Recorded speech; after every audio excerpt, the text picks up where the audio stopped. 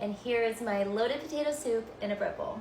For the soup, I start by browning some bacon. I like to use a thick cut bacon. Just cut it into little pieces like this, and now I'll get that cooking. While the bacon's browning, chop up 1 large onion, and I like to add celery to my potato soup, and I really like to use the leaves as well. Once your bacon is nice and brown, just remove it and set it aside. I just removed some of the bacon fat and left about 2 to 3 tablespoons. Add in your celery and onions. I'm just gonna turn this down to medium and let these cook kind of slow for a few minutes. While the celery and onions cook, I'm gonna go ahead and chop up some potatoes. I like to use Yukon Gold potatoes, a 3-pound bag.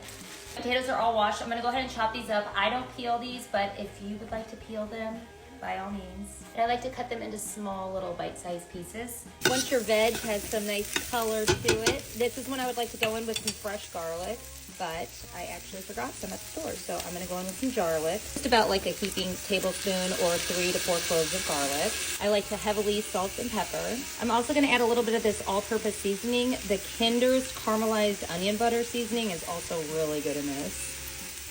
2 tablespoons of butter, 2 tablespoons of flour. Cook your flour just for a few minutes to remove the raw flour taste.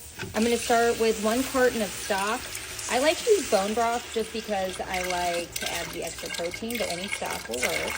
And then just remove any bits off the bottom. Potatoes in, and I like to just add enough stock till they're just covered. So I'm gonna add about a cup to a cup and a half more. So I'm just gonna bring this to a little simmer and let our potatoes cook.